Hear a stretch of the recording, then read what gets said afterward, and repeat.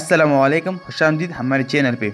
दुनिया के कामयाब तरीन लोगों को भी ज़िंदगी में कई मरतबा नाकामी का मुंह देखना पड़ा है, लेकिन उन लोगों ने अपनी नाकामी को ज़रा बराबर हिम्मत नहीं दी और मेहनत व लगन से अपनी कोशिशें जारी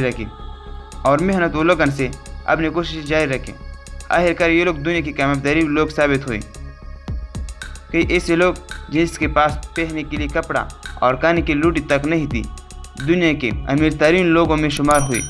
ऐसे अफराद जो चार आदमियों के सामने बात न कर सकते थे, उतने कामयाब मुकर्रर बन गए कि उन्होंने लाखों के इज्तिमाआत में ज़ोरदार तकरीरें की और अपनी शोला बयानी से लोगों को अपना मदाह बना लिया। आखिर उन लोगों ने शानदार कामयाबी कैसे हासिल की कि उन्हें शुरू में नाकामियों का सामना नहीं करना पड़ा होगा। यकीनन उन लोगों को शुरू में अपने मकासद में कई मरतबा नाकामी हुई होगी, लेकिन ये वो लोग थे जिन्होंने अपनी नाकामी को ज़रा बराबर अहमियत न दी और अपनी कोशिश जारी रखी। आखिरकार उन्हें अपने मकासद में कामयाबी नसीब हुई।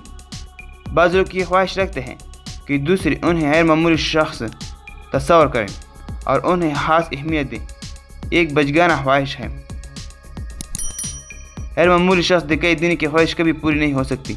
आपको चाहिए कि आप अपनी ख्वाहिशों की बुनियाद उस किस्म की ख्वाहिश पर न रखें, वरना आपको यकीनन शदीद मायूसी होगी।